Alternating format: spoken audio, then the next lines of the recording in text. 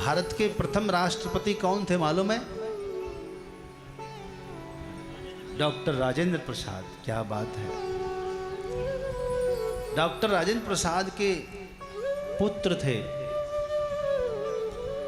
उनमें से एक पुत्र का डीलर का काम था ना, वो जो राशन, सस्ता राशन बेचते हैं, सरकारी राशन की दुकान थी। डॉक्टर राजेंद्र प्रसाद को कहीं से पता चल गया कि मेरा बेटा होकर भी इसमें ये वो करते हैं, क्या बोलते हैं उसको, ब्लैक में सामान बेच देना। पीछे से किसी को 5 किलो मिलना है तो उसका 1 किलो कटौती कर लेता है और उसको महंगे दाम में बेचता है। और डीलरशिप आप जानते हैं ऐसे ही चलता है, सब करता ही है, वो काम ही ऐसा है।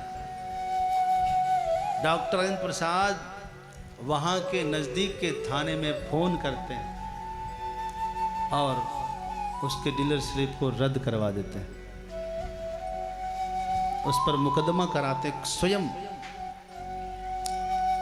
बहुत कोशिश किया, जब नहीं खुला ताला, उसके गोदाम में ताला लगा, तो रोते रोते पिताजी के पास दिल्ली पहुंच के आए कि कोई पिता इतना क्रूर कैसे हो सकता है कि अपने ही पुत्र की दुकानदारी बंद कर दे।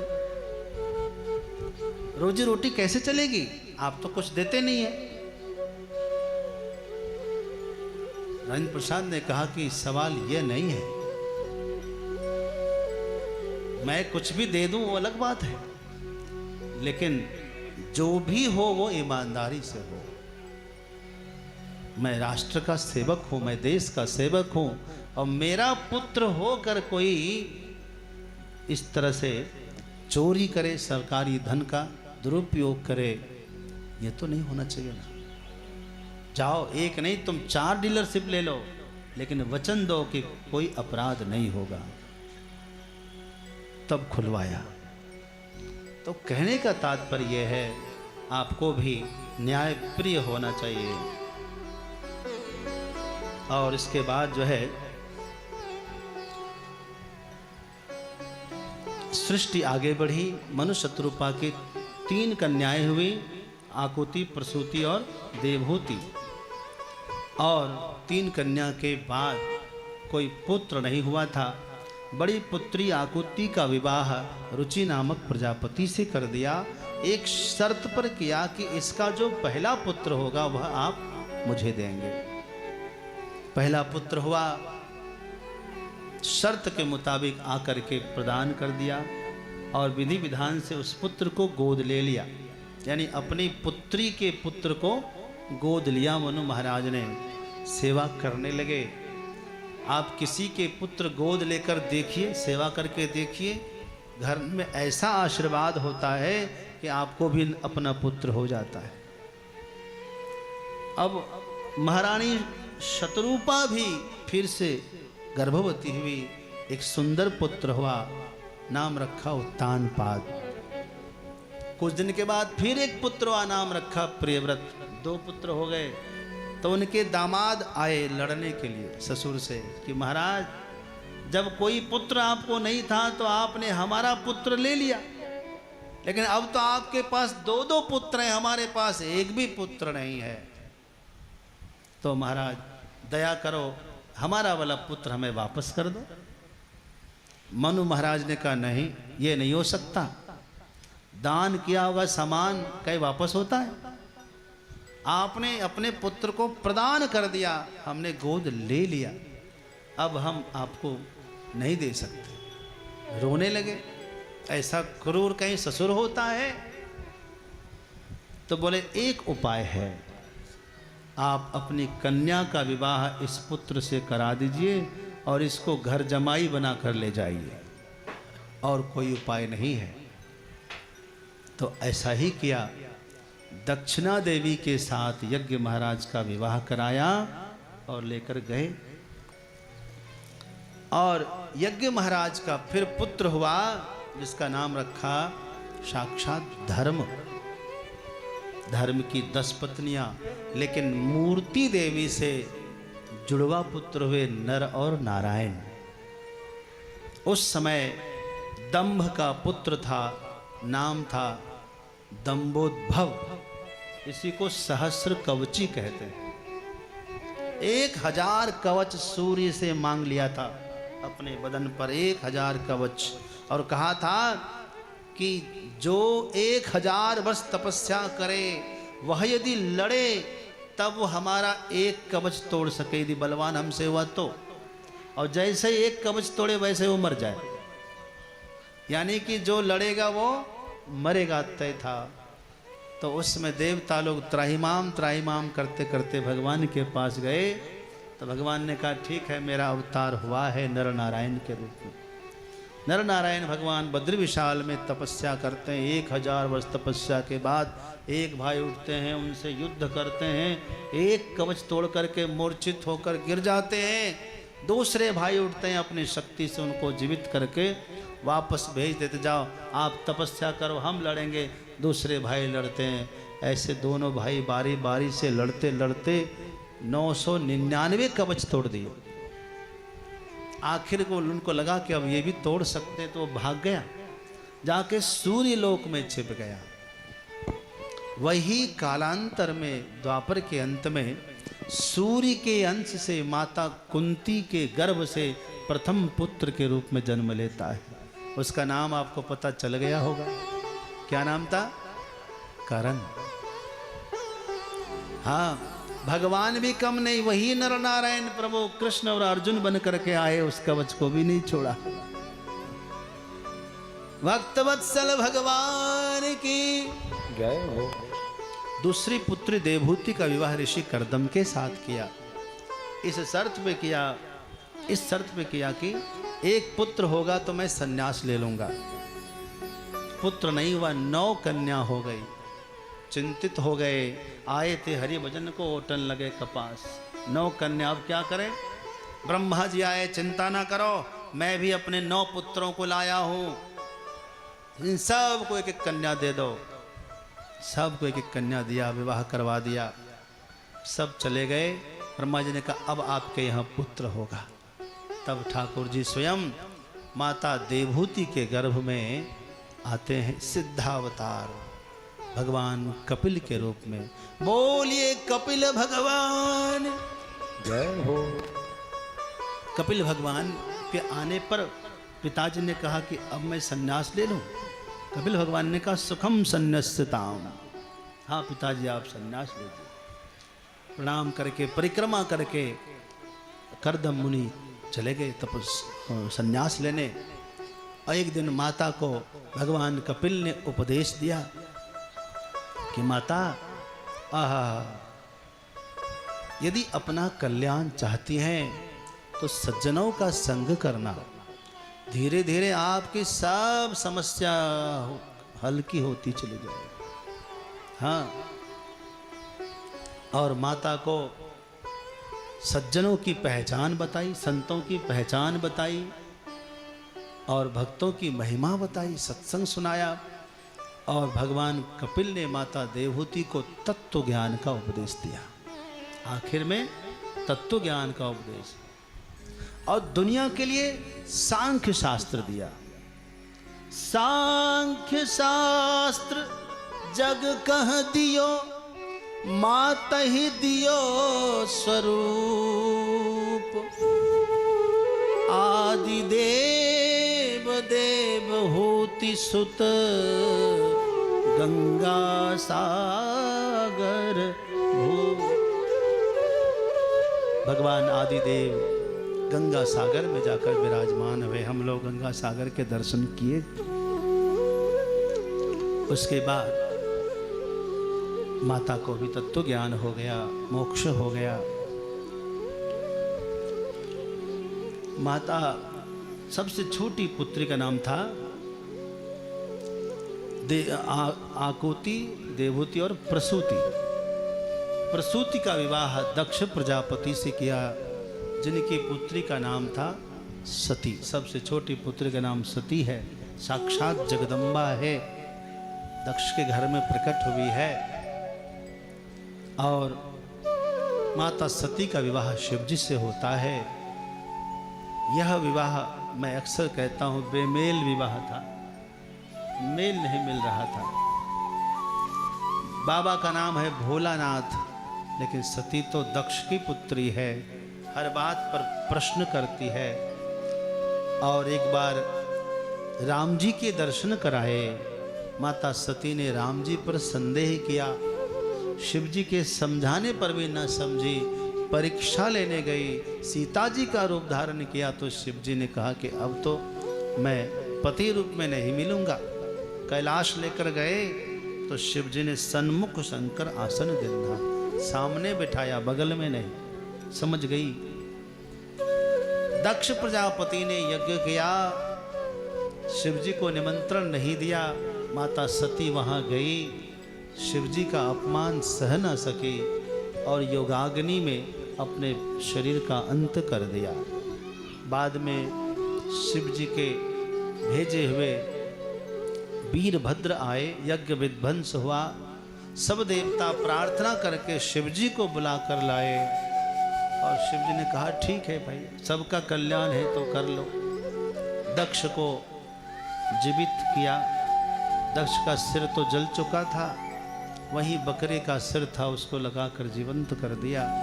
दक्ष ने प्रार्थना की, भगवान की स्तुति की और शिव जी का ध्यान माता सती पर गया।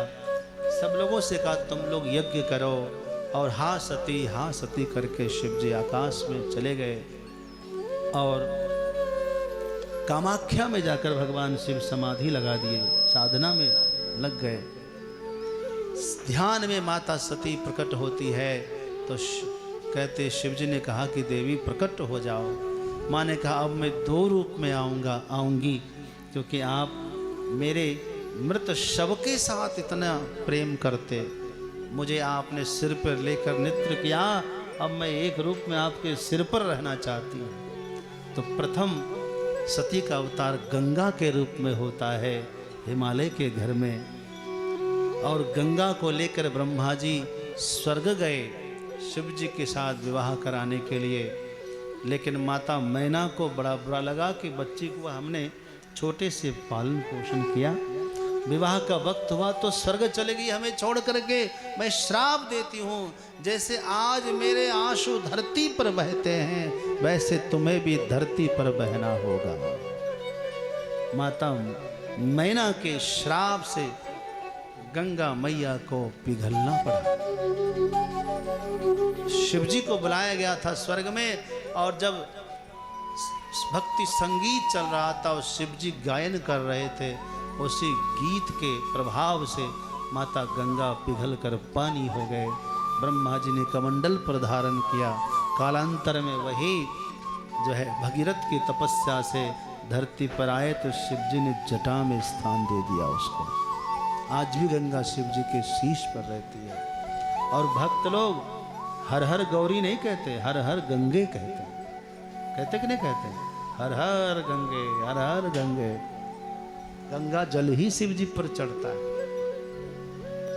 उसके बाद माता सती ही पार्वती बनी। फिर से पार्वती माता ने तपस्या किया, शिव जी से विवाह हुआ, बड़े पुत्र कार्तिकेय का जन्म होता है, फिर गणेश जी का अवतार होता है, असुरों का संहार होता है, गणेश जी का विवाह हुआ, सिद्धि बुद्धि 2 पत्नियां बहुएं हो गई, और शुभ और लाभ 2 पोते हुए, परिवार अच्छा हो गया। भक्त वत्सल भगवान की जय हो। अब जो है प्रियव्रत और उत्तानपाद का प्रसंग होता है। उत्तानपाद के 2 पुत्र 2 पत्नी भी है, सुरुचि और सुनीति। तो सुनीति के पुत्र ध्रुव हैं। एक बार की बात है, राजा सुरुचि के पुत्र उत्तम को अपनी गोद में बैठाकर प्यार कर रहे थे। उसी समय ध्रुव जो है उछलकर गोद में बैठना चाहता था, लेकिन सुरुचि ने देखा तो खींच कर नीचे किया और कहा तेरी माँ मेरी दासी है, दासी का पुत्र दास होता है, राजा नहीं होता, निकल जाओ मेरे घर से। धक्के मार के निकाल दिया। ध्रुव जी ने माँ से सारी बात कही तो माँ ने कहा बेटा सच ही है। क्या कहा? कहा कि यदि तुम राजा की गोदी में बैठना चाहते हो तो तपसा राधय पुरुषम तस्यैवानुग्रहेण में गर्भे साधय आत्मानम यदि छसे निर्पासनम। जाओ। ध्रुव जी को माँ ने विदा किया है। नारद जी भगवान के खोज के लिए आप निकल जाएंगे तो गुरु खोजना नहीं पड़ेगा, रास्ते में ही गुरु नारद जी आए, मंत्र प्रदान किया है, ओम नमो भगवते वासुदेवाय, और तपस्या करने लग जाते हैं। और यदि कोई उम्र कोई महत्व नहीं रखता, आप कितनी उम्र के हैं, और ये भी महत्व नहीं कितने वर्षों से आप तप कर रहे हैं। बस याद रखना, महत्व यदि रखता है तो केवल आपका भाव है ना। और भगवान मात्र 5.5 महीने में प्रकट हो गए। ध्रुव जी को भगवान ने स्वयं आकर दर्शन दिया है।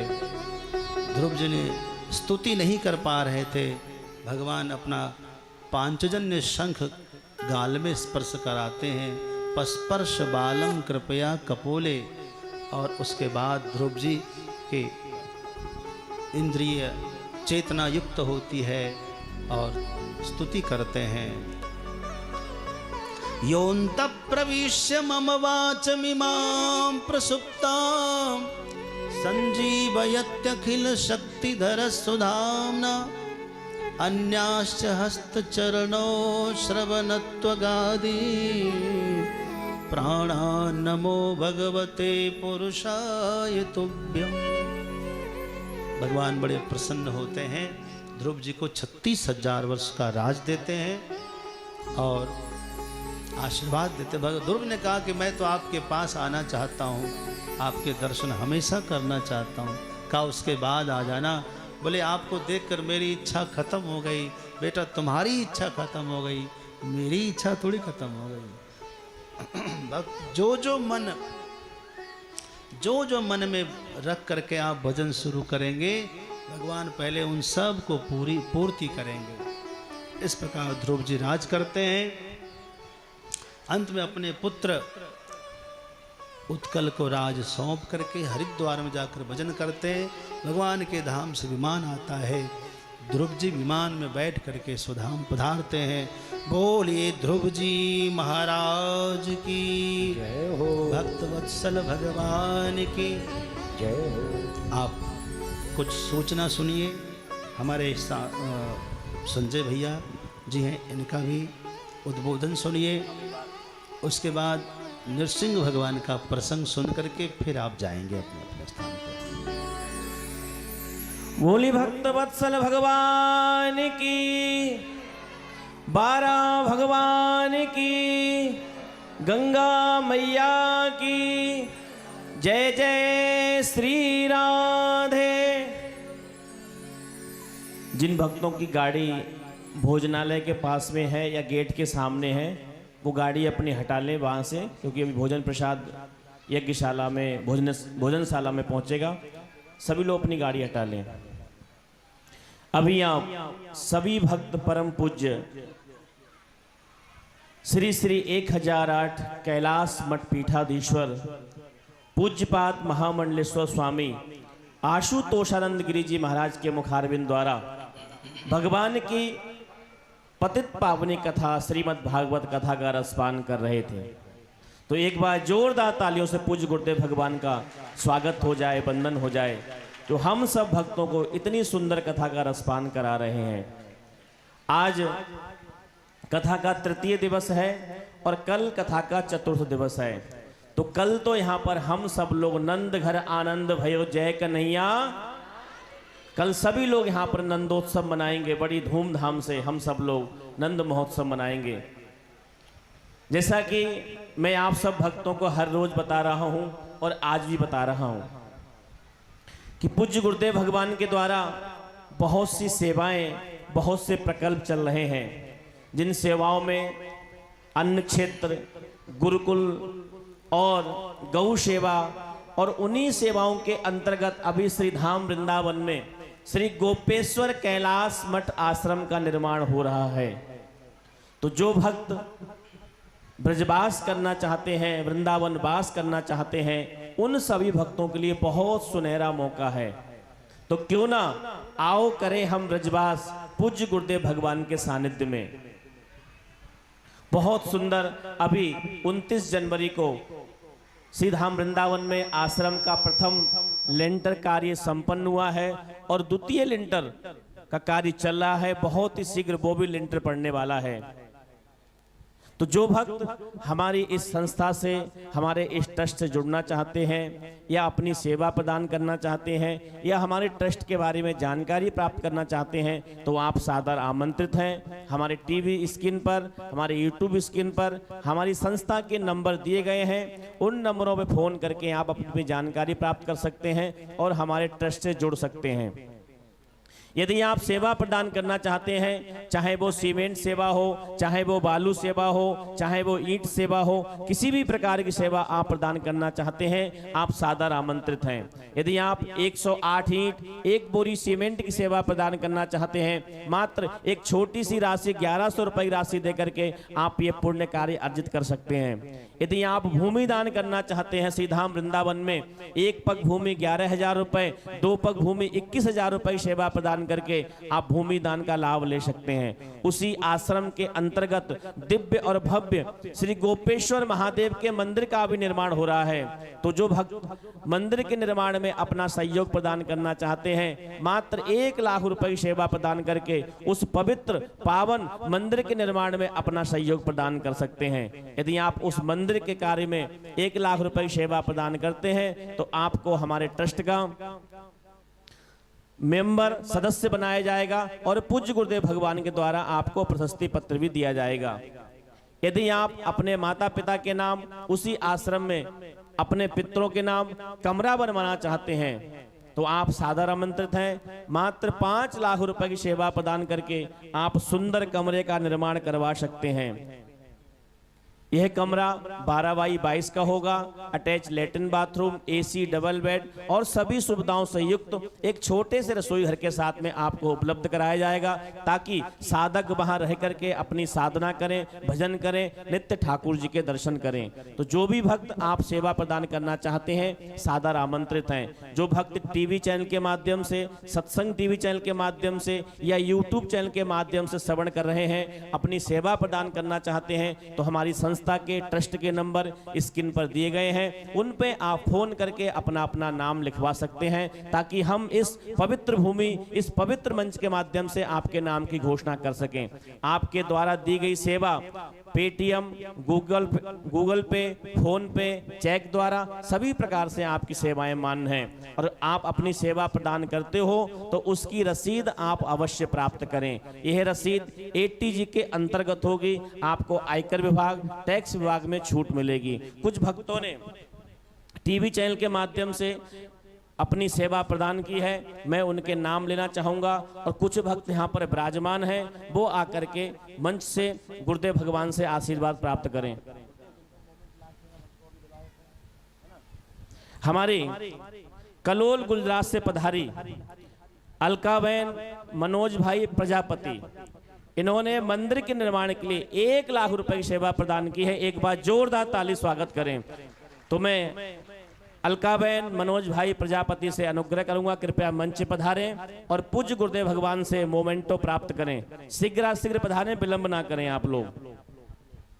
हमारे सुनाम पंजाब से पधारे हुए श्रीमान बाबू राम जी गोयल, इन्होंने श्रीधाम वृंदावन आश्रम के लिए 1 कमरे का निर्माण यानी कि 5 लाख रुपए की सेवा प्रदान की है। एक बार जोरदार ताली स्वागत करें श्रीमान बाबू राम जी गोयल का। कृपया आप भी मंच पधारें और पूज्य गुरुदेव भगवान से आशीर्वाद लें।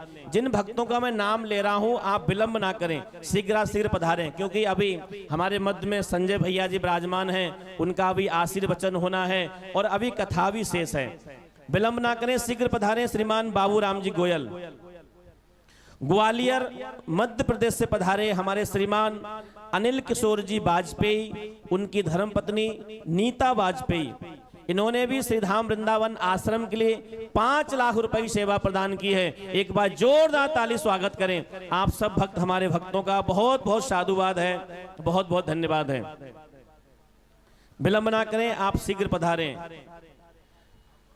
हमारे सोरों शुक्र क्षेत्र की पावन धरा से श्रीमान भगवत शरण मिश्र, ऋषि कुमार मिश्र, जो कि गंगा सेवा निकेतन धर्मशाला है, उन्होंने इस आश्रम, इस पवित्र कार्यक्रम में भंडारे के लिए 11,000 रुपए की सेवा प्रदान की है। एक बार जोरदार ताली स्वागत करें हमारे भगवत शरण मिश्र जी का, ऋषि कुमार मिश्र जी का। बहुत बहुत साधुवाद है, बहुत बहुत धन्यवाद है। यदि आप यहाँ विराजमान हैं तो मंच पे पधारें। पूज्य गुरुदेव भगवान को टीवी चैनल के माध्यम से बेलदा पश्चिम बंगाल से श्रवण कर रही सुनीता साहू, उनके पुत्र राहुल साहू, उन्होंने 5100 रुपया भंडारे की सेवा के लिए प्रदान किए हैं। एक बार जोरदार ताली स्वागत करें। श्रीमान शिव शंकर बनवारी जी सोरों से हैं, इन्होंने भी आश्रम के निर्माण के लिए 1100 रुपए की सेवा प्रदान की है। एक बार जोरदार ताली स्वागत करें आप सब भक्त।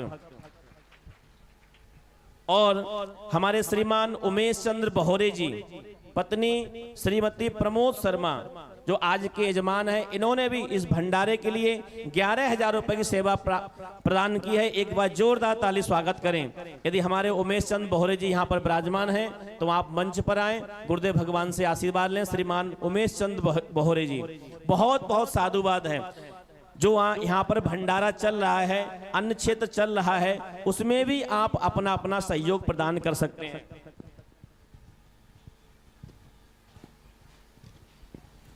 हमारे श्रीमान जयपाल सिंह जी माली, जो कुछ समय पूर्व अभी गुरुदेव भगवान का नाम ले रहे थे, उन्होंने इस भंडारे के लिए 2 पीपा रिफाइंड और 1 कुंटल आटा, 10 किलो नमक की सेवा प्रदान की है। उनके लिए एक बार जोरदार ताली स्वागत करें। जो भक्त यहाँ पर विराजमान है, यहाँ पर निरंतर सभी भक्तों का अन्न क्षेत्र भंडारा चल रहा है। यदि आप इस भंडारे में अपना सहयोग प्रदान करना चाहते हैं, अपनी सेवा प्रदान करना चाहते हैं, तो वो मुझसे आकर मिले, या हमारे हेमंत भैया से मिले, या हमारे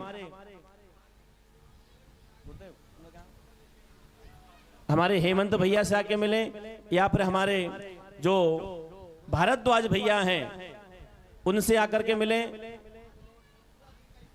ताकि आप सब भी खूब सेवा करें। हमारे हेमंत भैया ने एक बीड़ा उठाया है कि जितना भी पानी की सेवा है, चाहे वो कथा पांडाल या धर्मशाला या जितने होटल हैं, वो सभी पानी की सेवा हमारे हेमंत भैया के द्वारा है। एक बार जोरदार ताली स्वागत करें हेमंत भैया के लिए। हमारे किसी भी प्रकार के भक्त आप सेवा प्रदान करना चाहते हैं तो मुझसे आके संपर्क कर लें, या हमारे सतीश भारद्वाज भैया हैं उनसे संपर्क करें, या हमारे हेमंत भैया हैं इनसे संपर्क करें और अपना नाम लिखाएं, ताकि हम इस पवित्र मंच के माध्यम से आपके नाम की घोषणा कर सकें। एक विशेष सूचना और, अभी अधिक मास आ रहा है, तो अधिक मास में पूज्य गुरुदेव भगवान के द्वारा 17 मई से 20 मई तक काशी पंचकोशी परिक्रमा प्रारंभ होने जा रही है। तो जो भक्त काशी पंचकोशी यात्रा करना चाहते हैं, आप सादर आमंत्रित हैं। अपना अपना नाम लिखाएं। यदि आप चलने में असमर्थ हैं तो आप वाहन द्वारा परिक्रमा कर सकते हैं, और आप चलने में समर्थ हैं तो गुरुदेव भगवान के साथ पैदल चल करके, ये 4 दिवसीय यात्रा है, पंचकोशी यात्रा। हम सब लोग बड़े ही श्रद्धा भक्ति के साथ में पंचकोशी यात्रा करेंगे। और एक विशेष सूचना और, जैसा कि मैंने बताया था, गुरुदेव भगवान बता रहे हैं कि आजकल बच्चों में संस्कार नहीं है, अपने बच्चों में संस्कार अवश्य प्रदान करना चाहिए। तो गुरुदेव भगवान ने 1 मई से 10 मई तक काशी में संस्कार शाला शिविर लगाने जा रहे हैं। तो आप सब लोग बहुत भाग्यशाली हैं, अपने बच्चों को वहां पर लेकर के आएं और अपने बच्चों में संस्कार प्रदान करें। यदि आप आने में असमर्थ हैं तो आप ऑनलाइन के माध्यम से भी अपने बच्चों को उस क्लास में जोड़ सकते हैं और अपने अपने बच्चों में संस्कार प्रदान कर सकते हैं। तो जो भक्त अपने अपने बच्चों को इस शिविर में लाना चाहते हैं, आप सादर आमंत्रित हैं। अपना अपना नाम लिखाएं और अपने बच्चों में संस्कार प्रदान करें। आप जो भी भक्त चाहे किसी भी प्रकार की सेवा है आप सेवा जरूर करें, ताकि इतना जो दिव्य और भव्य कार्यक्रम है उसको हम सफल बनाएं। क्योंकि ये कार्यक्रम पूज्य गुरुदेव भगवान का नहीं है या मेरा नहीं है, हम सबका प्रोग्राम है, हम सबका कार्यक्रम है, हम सब सोरों वासियों का प्रोग्राम है। तो इसको भव्य से भव्य इस प्रोग्राम को बनाएं। और जैसा कि मैंने बताया, कल हम सब लोग बड़ी धूमधाम से यहाँ पर नंद महोत्सव मनाएंगे। तो कल सभी माताएं पीले पीले वस्त्र पहन करके आएं और सभी पुरुष वर्ग धोती कुर्ता या कुर्ता पैजामा पहन करके आएं। कल ना कोई खाली हाथ जाएगा और ना कोई खाली हाथ आएगा। नाचेंगे गाएंगे धूम मचाएंगे और लाला के जन्म की खुशियां मनाएंगे। नंद घर आनंद भयो जय कन्हैया लाल की। हेमंत और सतीश भैया कल इस पूरे पंडाल में बहुत सारे गुब्बारे लगवा कर सजवाएंगे इसके, और बड़ी धूमधाम से हम सब लोग नंद महोत्सव मनाएंगे। आइए हम सब लोग अब ज्यादा विलंब ना करते हुए एक विशेष सूचना और, यदि किसी भक्त को गुरुदेव भगवान के द्वारा लिखी हुई श्रीमद् भागवत कथा या किसी भी प्रकार की आप सेवा प्रदान करना चाहते हैं तो हमारे निकास द्वार पर हमारे ट्रस्ट की ऑफिस बनी हुई है, कार्यालय बना हुआ है, वहां पर जाकर आप संपर्क करें। वहां से पुस्तक प्राप्त कर सकते हैं और आपके द्वारा दी गई सेवा भी वहां पर स्वीकार होगी। आप अपनी अपनी सेवा भी वहां पर प्रदान कर सकते हैं। गेट के पास में ही हमारा कार्यालय है, वहां जाके आप संपर्क करें। वहां हमारे महेश भाई और कृष्णा ये सब बैठे हुए हैं, उनसे संपर्क करके आप अपनी अपनी सेवा प्रदान कर सकते हैं। आइए हम सब लोग अब ज्यादा विलंब ना करते हुए अभी जो शेष कथा है उसमें प्रवेश करेंगे। एक बार जोरदार जयकारे के साथ में पुनः कथाओं में प्रवेश करेंगे। बोली भागवत भगवान की जय, वृंदावन बिहारी लाल की जय, वराह भगवान की जय, जय जय श्री राधे।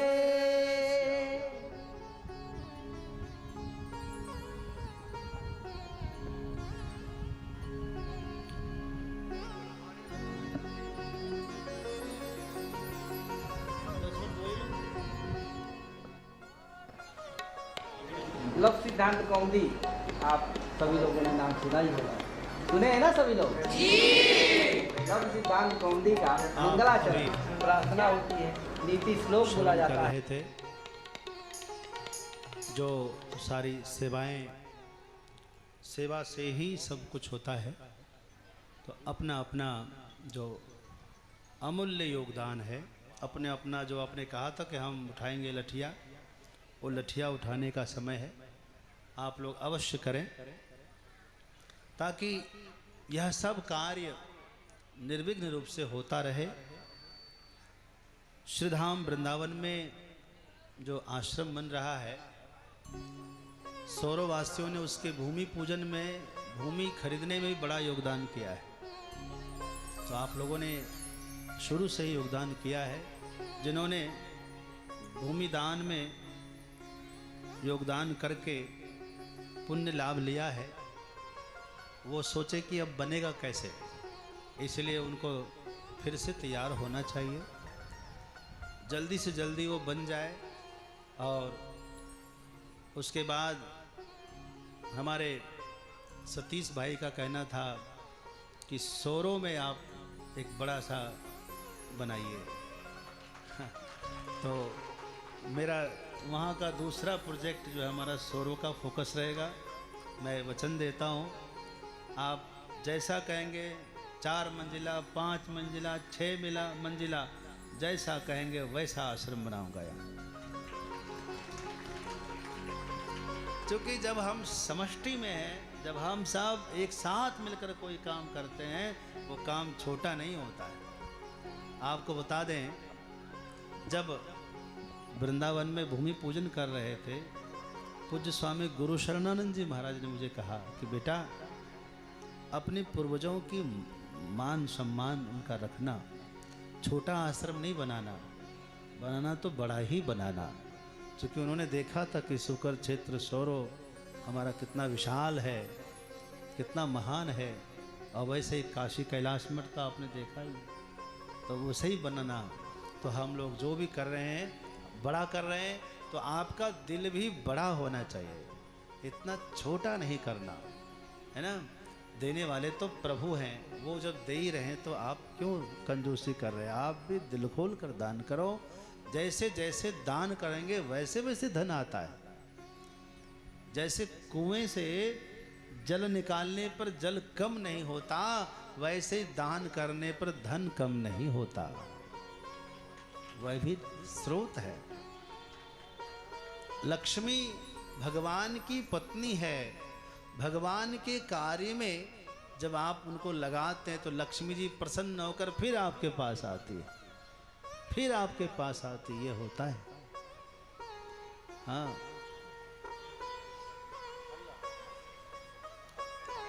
बहुत अच्छे एक संत महापुरुष कह रहे थे कि पैसा तो कोई भी कमा लेता है, लेकिन पैसा का सदुपयोग करना किसी को नहीं आता है, हर किसी को नहीं आता।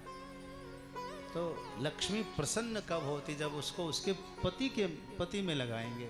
लक्ष्मी का पति कौन है? भगवान। भगवान के काम में लगाते रहना, लक्ष्मी जी आप पर प्रसन्न होकर के आपके घर आती रहेगी, आती रहेगी, बिल्कुल आती रहेगी। तो एक भजन गाते हैं, गा दे पहले। राधा रानी फल देगी।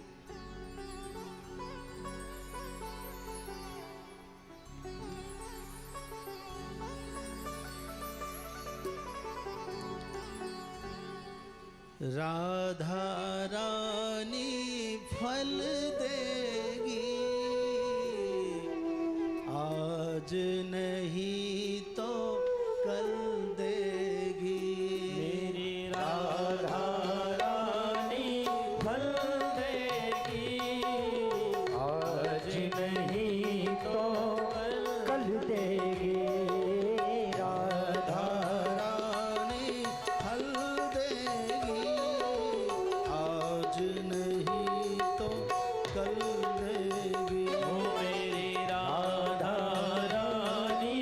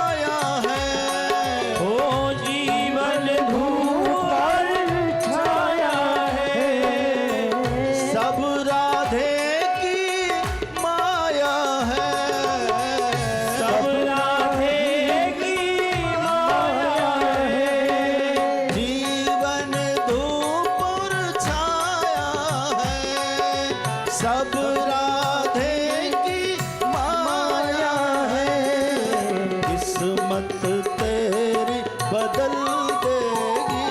हाँ बदल देगी, आज नहीं तो कल देगी। मेरी राधा रानी फल देगी, आज नहीं तो कल देगी।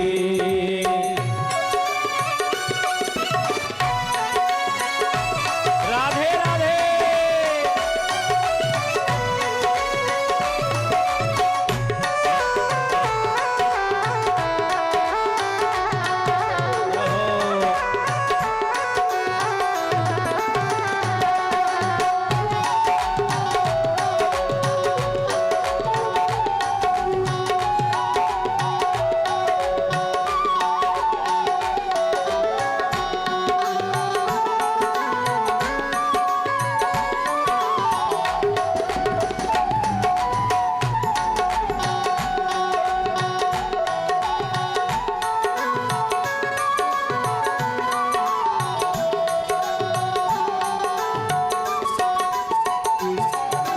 वो दीनों पे कृपा करे, वो दीनों पर कृपा करे।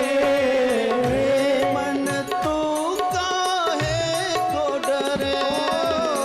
हे मन तू काहे को डरे। वो दीनों पे कृपा करे, रे मन तू काहे को डरे। अपनी शरण में वो रख लेगी, अपनी